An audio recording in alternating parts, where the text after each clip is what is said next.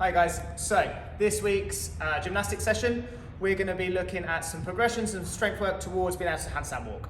So we're going to start with our warm-up. We're going to be looking at warming up our shoulders and our wrists mainly, with a little bit of core engagement in those things because we want to be keeping it nice and still when we're doing our handstand work.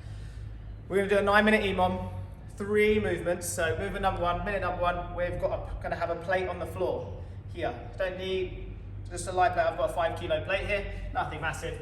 I'm going to get down into this top of a push-up, this front support position. Got nice straight arms, shoulders over the top of my wrists. Time engaged, I'm not letting it sag down like this. And I'm going to step up onto the plate and step down. If you can, remember, try and alternate which way you step each time. Yeah, if this is a bit too much, we could drop down to our knees. I think we'll be okay with that one. Number 2, minute number 2, we're going to be grabbing this same plate, or for this particular one, we could be getting a smaller plate. Yeah, depending on the person. I'm going to start with my legs out in front, legs together, plate up over my head. I'm trying to create a straight line from my wrist down to my hips here, pushing super tall. From here, I'm going to rock back into this disc shape, drop the plate down, back to here. Small dish rock.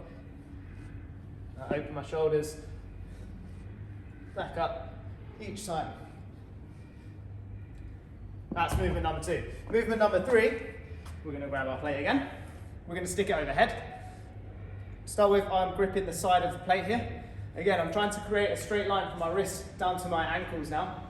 Super tall, squeezing my butt, and I'm going to do shrugs. So I'm dropping my shoulders down, creating a gap here between my ear and my shoulders, then getting rid of that gap.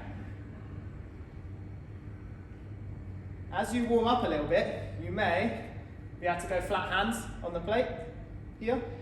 So working your wrists a little bit more, like we would be in the handstand. But I suggest starting like this.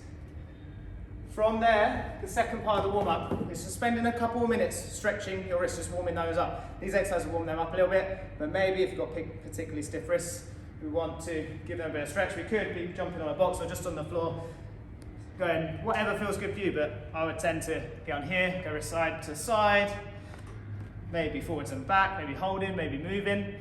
For warm-up, I tend to just keep moving slowly rather than holding, getting on the back of your wrists.